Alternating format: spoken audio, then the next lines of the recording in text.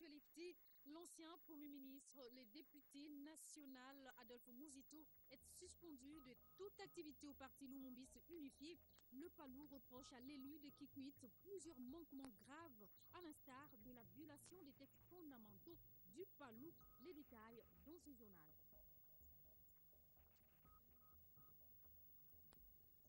La prison à vie, c'est la peine que le ministère public propose à l'égard des présumés assassins de Floribert Chebeya et Fidel Bazana, un réquisitoire particulièrement sévère prononcé à l'audience d'hier à la prison centrale de Makala. Les plaidoyeries de la défense sont attendues le jeudi prochain.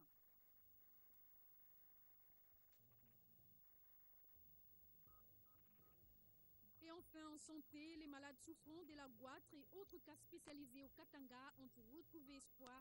Ces personnes frappées par des malformations corporelles diverses ont bénéficié de soins appropriés grâce à la deuxième campagne présidentielle conduite par la première dame dans la ville où préfère. Bienvenue à tous à ces 12-13 du vendredi 14 août 2015. Et on commence avec le Palou, comme nous vous l'annonçons en titre. Antoine Gizenga frappe fort. Le vieux patriarche a eu la main lourde en infligeant une suspension de 3 ans à Adolphe Mouzito, ex-premier ministre et haut cadre du parti Lumumbiste unifié Palou.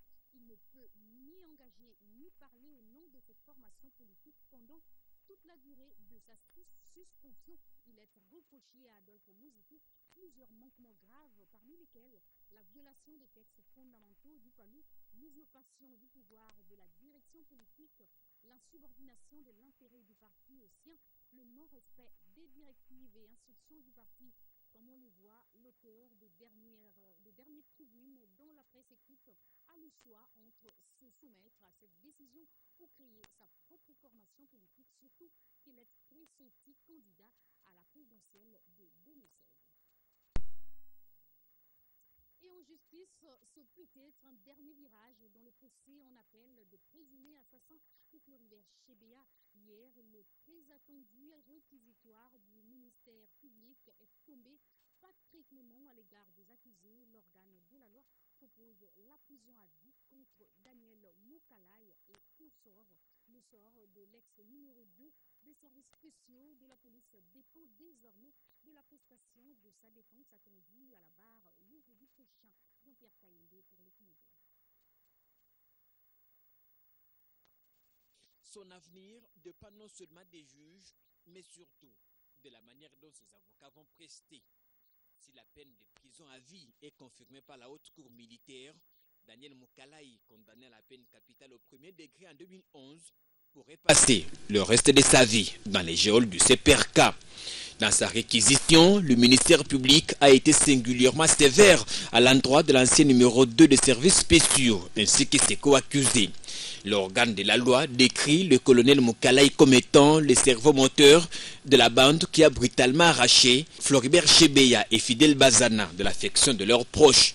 Pendant au moins 3 heures, le ministère public a démontré de manière méthodique les caractéristiques et le rôle joué par chaque policier dans cette affaire macabre. Une réquisition qualifiée d'humaniste par le parti civil et de méchante par la défense. Il faut pour cela attendre dans une semaine les plaidoiries des avocats de la défense et ceux de la République pour se faire une idée sur la suite de ce procès où l'on continue à déplorer la soustraction du général John Numbi, considéré jusque-là par le parti civil comme étant le suspect numéro 1. Et en province, 2 morts, plusieurs blessés graves, des milliers de maisons d'habitation englouties. C'est le bilan d'une forte pluie qui s'est abattue le 13 août 2015. Ce bilan est jusqu'ici provisoire car les recherches se poursuivent dans les décombres des maisons écroulées à Kisangani. Le chef-lieu de la province de la Chopo, Dalon Onolongo, nous en dit plus. Après la pluie vient les beaux temps, dit-on, mais à Kisangani, pour ce jeudi après la pluie, c'est la mort et la désolation. En effet, la pluie qui s'est abattue sur la ville boyomaise a endeuillé des familles et causé d'énormes dégâts matériels. Le bilan provisoire, selon nos sources, fait état de 2 morts, à savoir un homme a succombé suite à l'effondrement des murs sur lui, et cela s'est passé sur l'avenue Topoké, quartier Segama, Matete, dans la commune de Mangobo. À la Tchopo, un jeune homme voulant quitter sa maison envahie par les eaux de pluie a été électrocuté. Ce n'est pas tout. Sur la 16e trans Kabondo, une famille cherche son enfant d'un côté disparu. Il aurait été emporté par les eaux de pluie. Du côté du matériel, des milliers de maisons d'habitation et même des commerces sont encore sous les eaux de pluie. Les bâtiments scolaires de l'école primaire Diangenda dans la commune de Tchopo s'est écroulé. La rentrée scolaire 2015-2016 devient incertaine pour cet établissement, annonce son directeur d'école. A noter que c'est aux environs de 5 h du matin que cette pluie a commencé pour s'achever à 11 h. Kisangani, Salon Onolongo RTGA. Et ce n'est pas fini avec cette série de catastrophes. Cette fois, les pertes en vies humaines, dégâts matériels importants, tel est le bilan également du tremblement de terre survenu dernièrement au sud Kivu, dans les territoires de Kalehe et Kabaré. Les membres de la mission gouvernementale dépêchés sur terrain pour se rendre compte de la situation ont présenté le rapport au Premier ministre hier mercredi à la primature. Ils ont apporté aux victimes de cette catastrophe naturelle une aide d'urgence et le message de compassion surtout du président de la République, Joseph Kabila Kabange. Suivez le ministre des Affaires foncières au micro de Suzuki Biraomari. Nous avons donc été dépêchés sur les lieux pour constater la réalité, l'étendue des dégâts, en avoir une évaluation, mais également pour apporter un message, le message d'affection, de compassion et de solidarité du président de la République pour apporter une aide d'urgence aussi, pour faciliter aux familles qui ont eu des cas de décès, de les enterrer dignement, d'avoir un remboursement de leurs dépenses funéraires, mais également quelque chose en guise de soulagement et de solidarité. Nous avons apporté une aide d'urgence aussi aux blessés, en prenant en charge avec les fonds de l'État qui ont été mis à notre disposition, les factures médicales et toutes les facilités des soins pour leur rétablissement.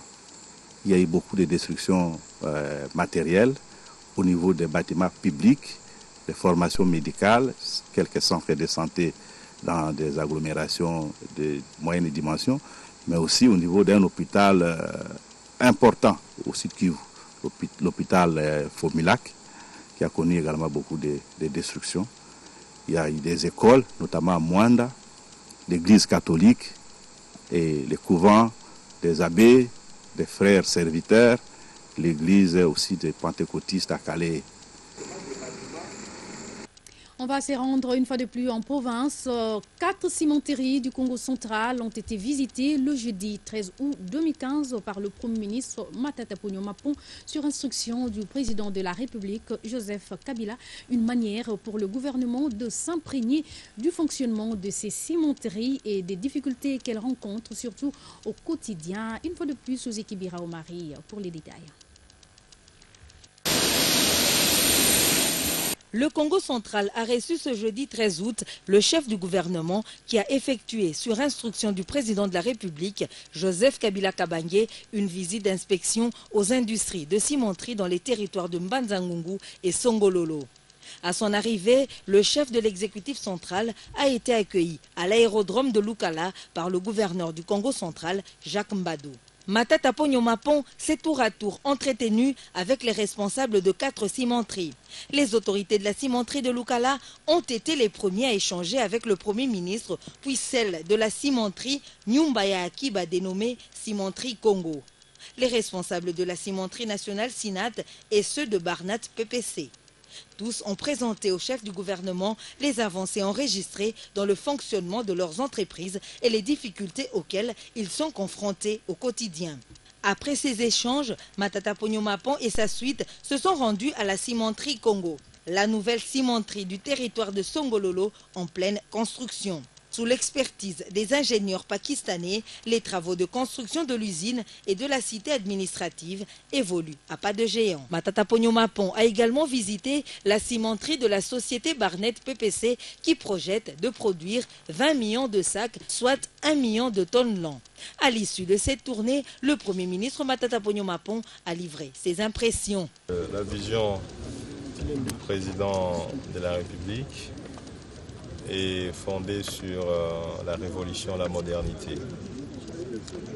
Une révolution veut dire une rupture avec des méthodes du passé, non productives, moins efficaces.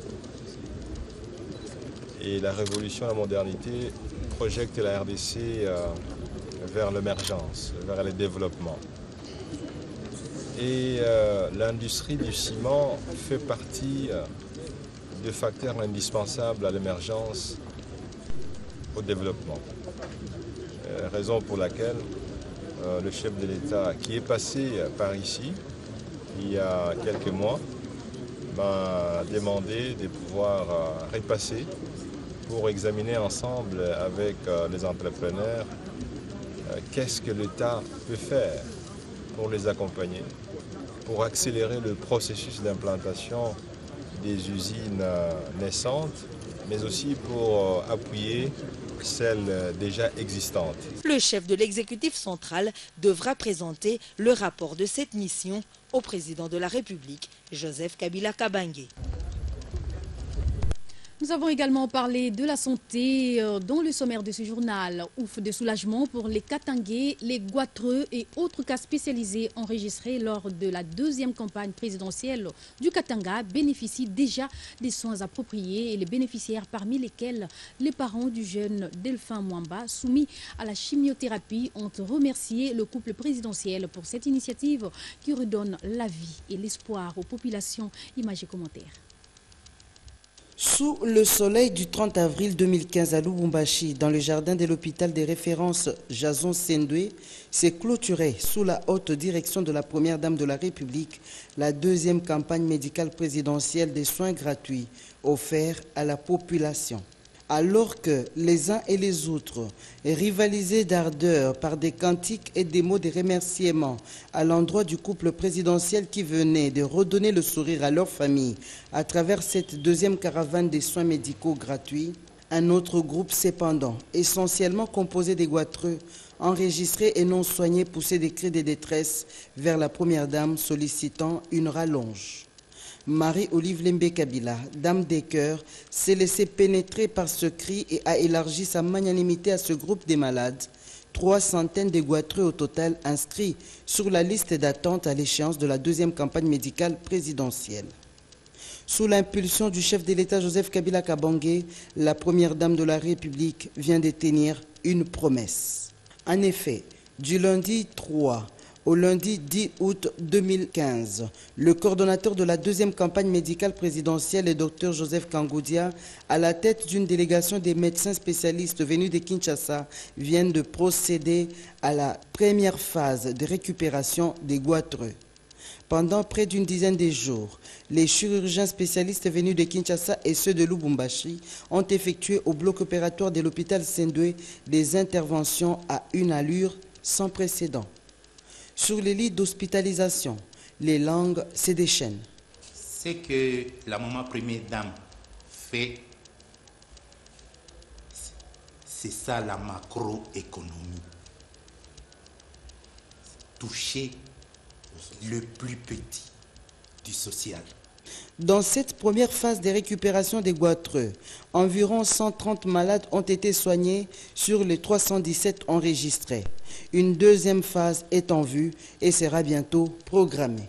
D'autre part, l'équipe médicale venue de Kinshasa a assuré le suivi de quelques malades laissés sur les lits d'hospitalisation à la clôture de la deuxième campagne médicale présidentielle. Le cas de Delphin Mwamba est reçu avec un rétinoblastome dont les soins n'étaient pas pris en charge par la deuxième campagne.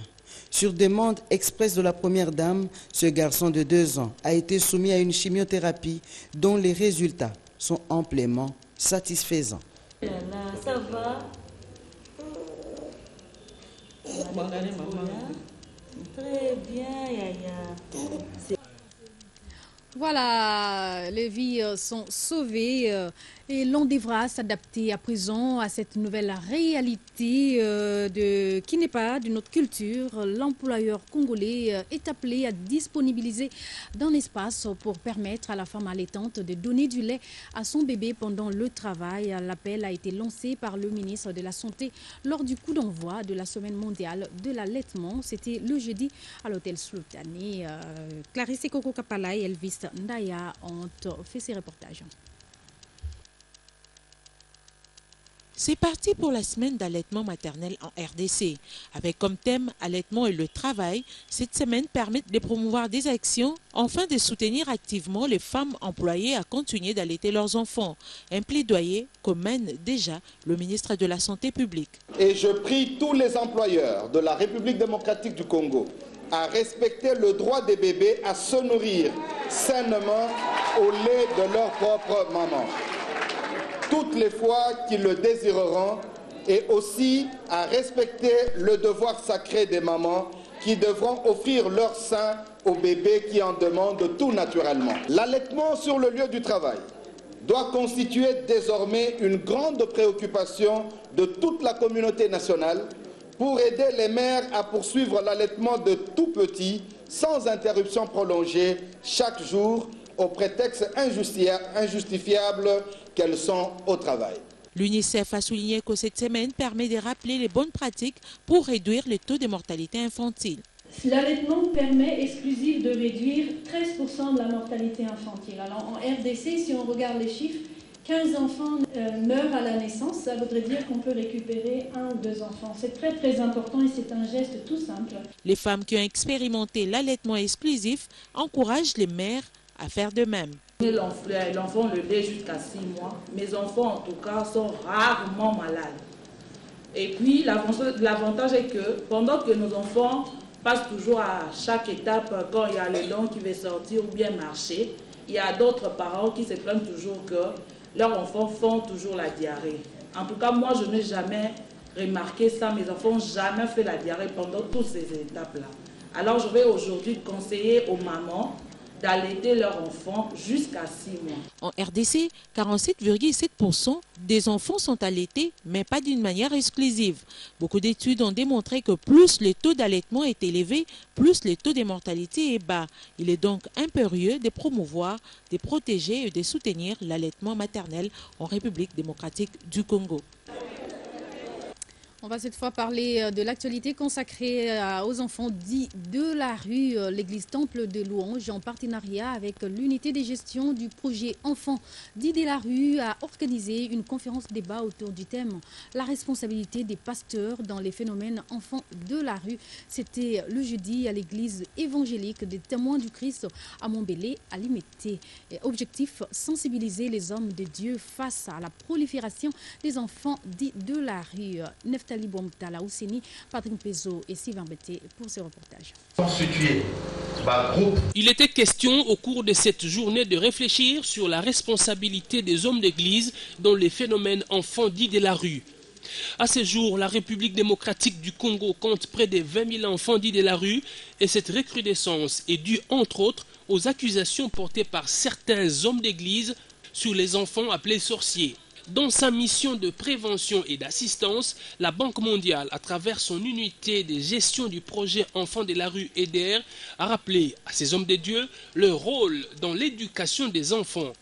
Donc l'Église a compris son rôle majeur, son rôle clé, et donc accepte de s'embarquer avec nous dans cette réparation de la prise en charge de l'enfant dans un accompagnement psychosocial dans lequel nous trouvons l'accompagnement spirituel.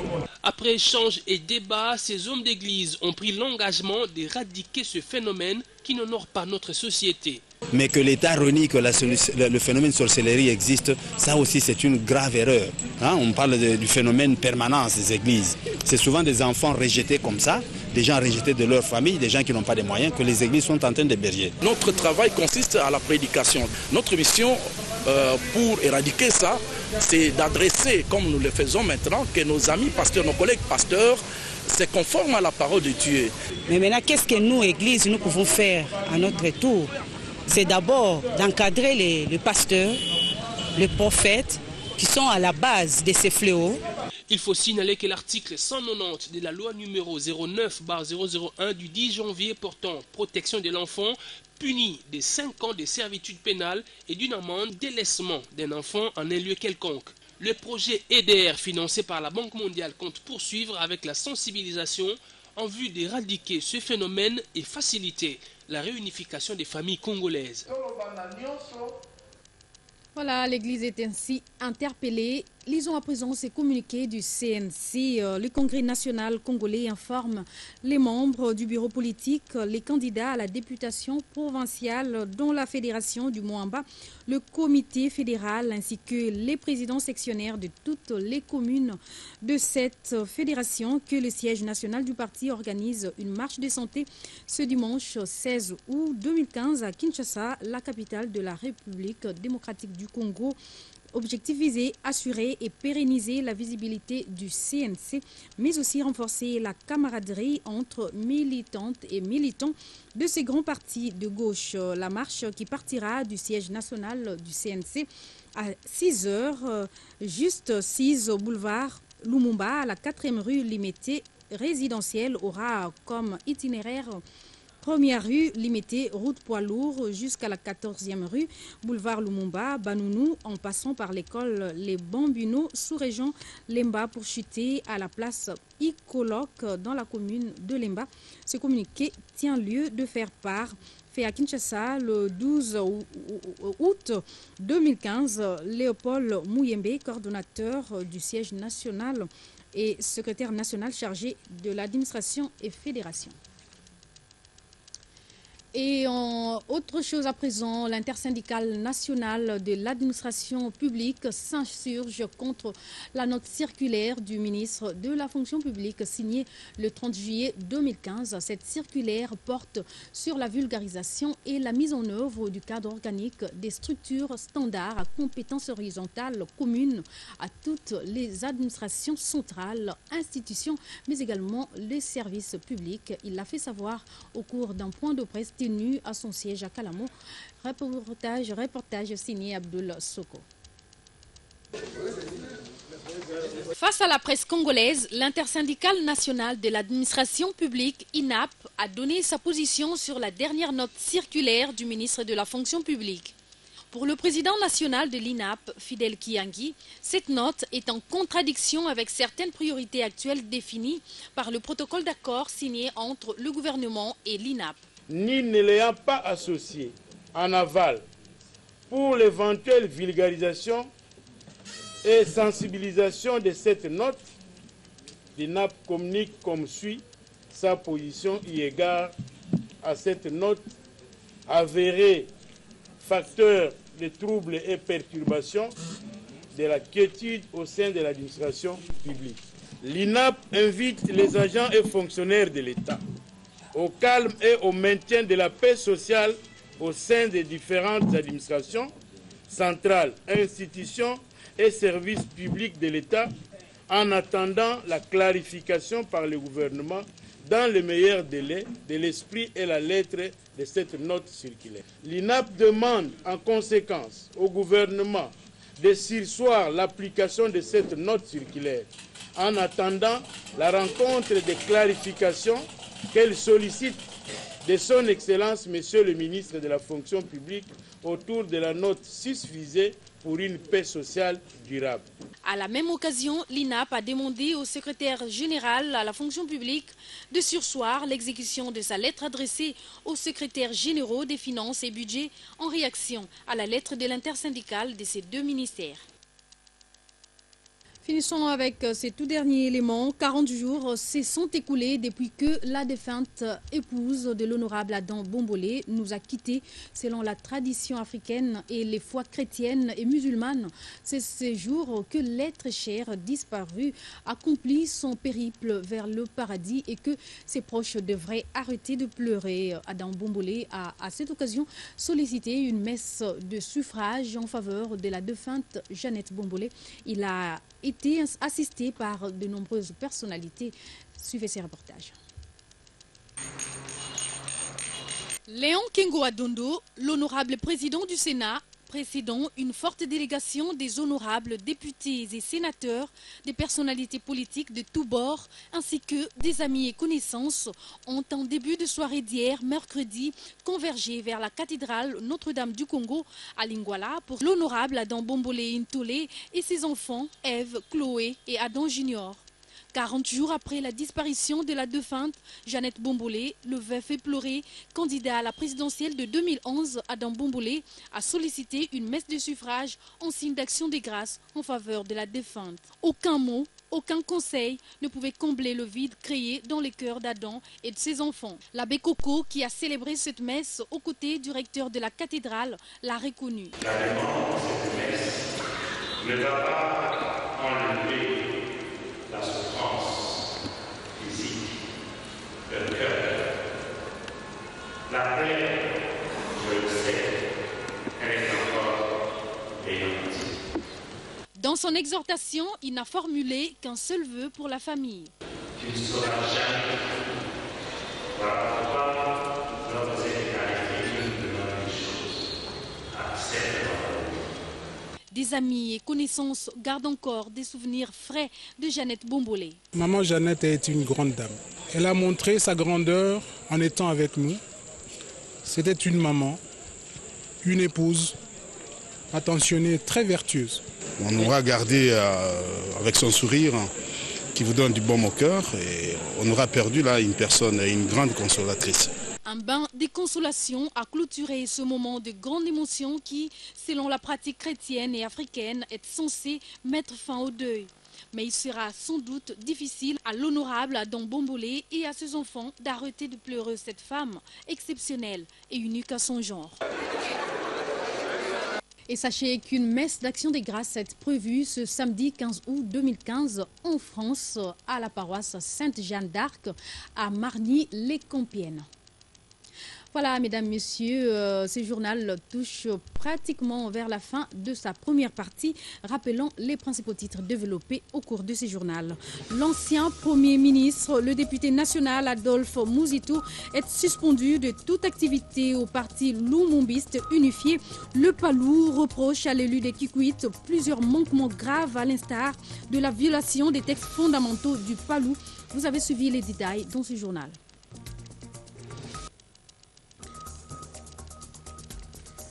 La prison à vie, c'est la peine que le ministère public propose à l'égard des présumés assassins de Floribert Chebeya et Fidel Bazana.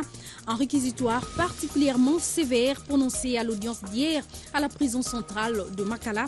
Les plaidoyeries de la défense sont entendues le jeudi prochain.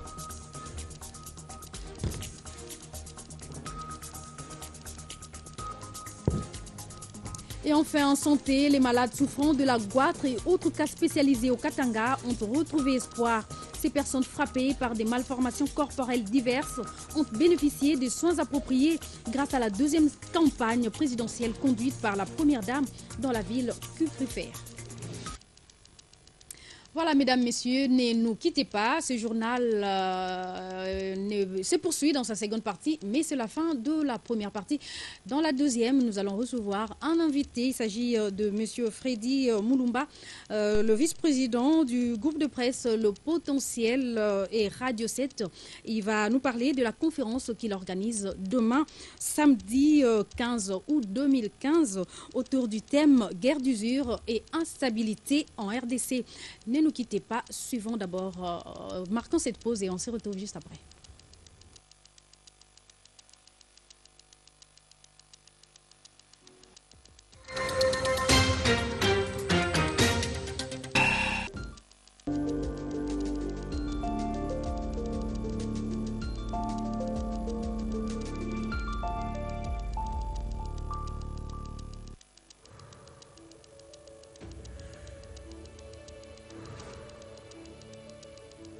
Ils se dépassent alors que leurs corps leur disent d'arrêter. Ils veulent montrer au monde de quoi ils sont capables. Ils ne reculent devant rien. Ils se battent pour chaque centimètre de terrain et pour chaque minute de jeu. Ils regardent la défaite en face et refusent de perdre. Ils font tout ce qui est en leur pouvoir pour vivre leurs rêves et ils ont besoin de vous. Le football de demain se joue aujourd'hui. C'est maintenant. Regardez RTL Jeunes Talents, le plus grand tournoi d'Afrique des moins de 17 ans. Pour plus d'informations, visitez africa.rtel.com.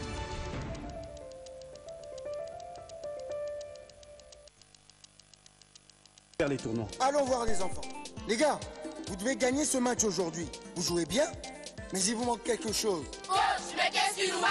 Vous voulez savoir comment je fais pour gagner tous mes matchs? Oui, coach. Vous voulez vraiment gagner ce match? On veut gagner. Hé, Maman Kouloudou. Wapié. Yewana. Cobel, le secret de coach Ibengue.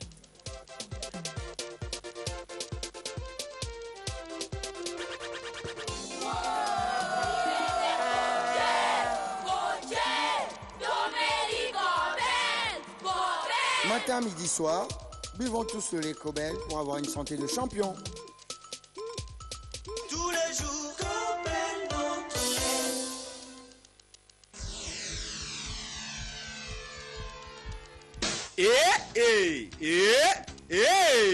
La voiture Suzuki de la Tombola Loya Jamais Napola est Tikali Moko. Qui va la gagner? Continuez à jouer à la Tombola Loya Jamais Napola et gagnez la voiture Suzuki kilométrage 00 en direct de la concession CFAO. Les conditions restent toujours les mêmes. Faites vos jeux, achetez des boîtes de lait d'une valeur de $15 et le sachet de lait Loya d'une valeur de $100. Exigez votre ticket. Na Tombola Loya, Jamais Napola.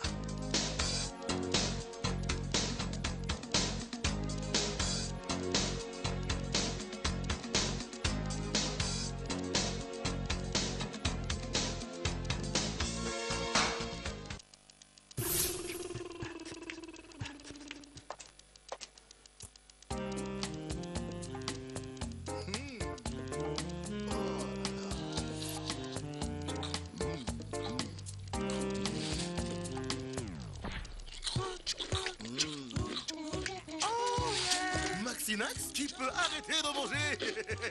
Découvre 5 variétés de chips d'une saveur irrésistible. Maxinax, tu croques, tu craques mon ami. Voilà. Monsieur, c'est beau là. Je me penche encore.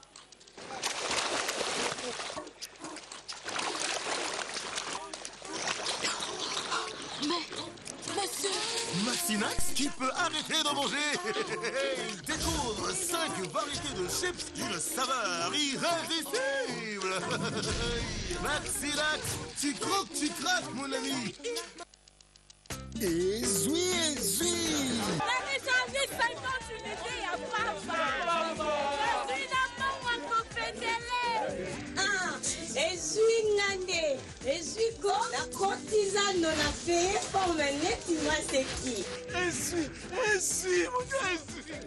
On a gagné 300 000 francs congolais. Mongo, on a bandé Luka. La on a 50 unités à Bamba la Vodacom. Vodacom est au web, aux a différents. En tout cas, Ozingai, Dédé, Prado, Yatika, concessionnaire, il y a Sachet, il y a Moubimba. Non. Taxi, Moï, arrêt, plus jamais. Bye, Nakei.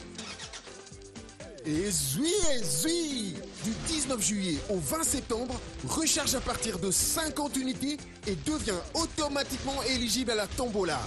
Plus de 600 millions de francs congolais de prix à gagner chaque jour. 100 gagnants de 30 000 francs congolais. Chaque semaine, 30 gagnants de 300 000 francs congolais. Chaque mois, 20 gagnants de 1 million de francs congolais. Ozala Wapina RDC Mobimba et Kozoyo. Et le grand prix final, une Prado dernier cri. Plus tu recharges, plus tu maximises tes chances de gagner. Merci Vodacom. Vodacom, leader dans le monde cellulaire. Pour en finir avec le savon qui passe de main en main, utilisez Fraise. Le savon liquide idéal pour l'hygiène quotidienne de vos mains. Pratique et esthétique, il se place partout. Délicatement parfumé, sa mousse onctueuse, enrichie d'actifs hydratants, nettoie en douceur toutes les mains. Avec Fraisse, se laver les mains devient un jeu d'enfant. Fraisse existe en 4 parfums. Fraisse pour des mains propres qui sentent bon. Et en version désinfectante, découvrez Novactor, le savon antibactérien pour une hygiène maximale. Mangue et orange, banane et fraise, lait et chocolat. Partagez le plaisir, partagez le goût, partagez le moment. Découvrez les nouveaux jus canadiens. Goûtez les duos fruités mangue et orange, fraises et banane ou l'onctueuse fusion de lait et de chocolat. De petits jus pratiques et prêts à être consommés avec une petite paille individuelle. Détachez, percez et savourez. Canadian Juice. Disponible dans tous les points de vente. Essayez-les, vous allez adorer.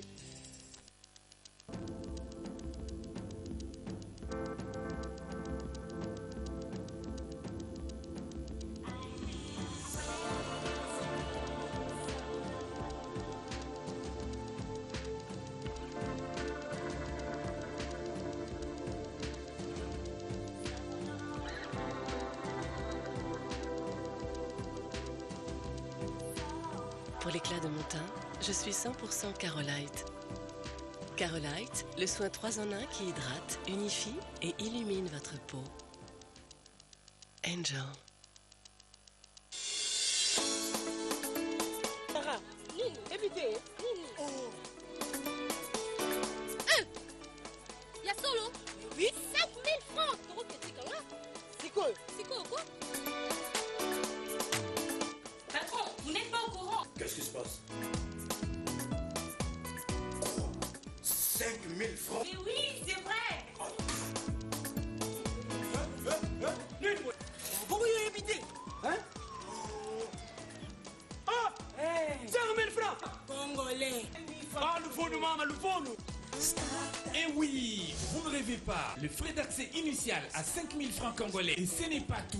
Le choix du bouquet vous appartient. Optez pour le bouquet Nova à 2800 francs congolais et obtenez 15 chaînes. Le bouquet basique avec 27 chaînes, encore plus intéressantes. Et le bouquet classique avec 54 chaînes. Pour vous, passionnés du foot, maintenant, vous pouvez suivre en direct la Bundesliga sur Sport Premium, les films d'action sur Kung Fu et les séries latino sur Novela F1 et plus encore. Alors, rendez-vous vite au Star Times Shop, le plus proche de chez vous.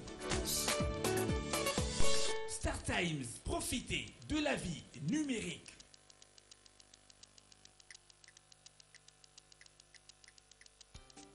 Naturel, fabriqué au Congo. Meilleur thé et café, et zabongo carioca. Et puis bengré.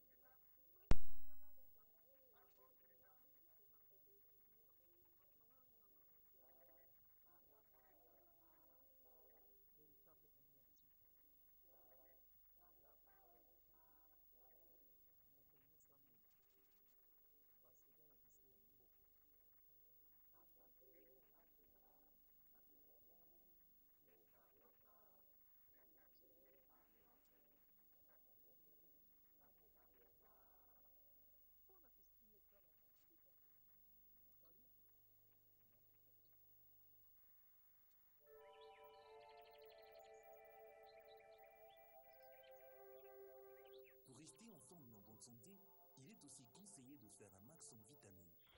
Dimess, un jus aux extraits d'orange, de banane, de raisin et d'autres fruits riches en vitamine C.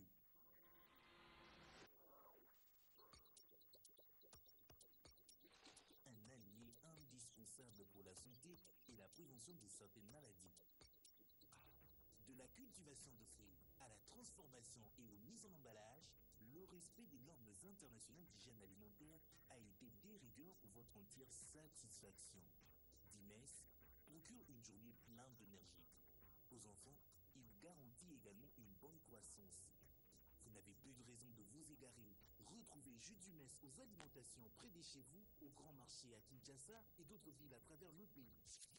Jus du Metz, 100% naturel, 100% rafraîchissant.